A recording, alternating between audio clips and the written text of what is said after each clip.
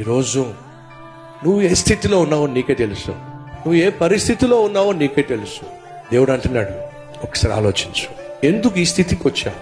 ఎందుకు ఈ కష్టాన్ని కొని తెచ్చుకున్నావు? ఎందుకు కుటుంబాన్ని కూల్చేసుకున్నావు? ఎందుకు యవ్వన ప్రాయాన్ని పాడు చేసుకున్నావు? ఎవరి కోసం అమ్మా నాన్నని కాదని చెప్పి వచ్చేసావు? ఎవరి కోసం నీ చదువును నాశనం చేసుకున్నావు? ఎవరి కోసం నీ ఆత్మీయతను పాడు చేసుకున్నావు? దేనికోసం పాడు చేసుకున్నావు? ఒకసారి కూర్చొని ఆలోచించు. అప్పుడు నేను నీకు గుర్తొస్తాను. నేను గుర్తొచ్చినప్పుడే నీ పాత రోత జీవితపు గుర్తులు చెరిపేస్తాను. నువ్వు 10 కాలాల పాటు గుర్తుండిపోయే వాడిగా నేను దీవిస్తాను. అది ఎప్పుడు సాధ్యమో తెలుసా? నీ ప్రవర్తనను గురించి నువ్వు ఆలోచించుకొని పశ్చాత్తాపడినప్పుడు. 10 కాలాల పాటు 10 మందికి నువ్వు గుర్తుండిపోయే అద్భుతమైన ఆత్మీయుడిగా నువ్వు ఉండాలనుకుంటే ఈ రోజే ప్రారంభించు. నా ప్రభువైన యేసుక్రీస్తుతో నీ జీవిత ప్రయాణం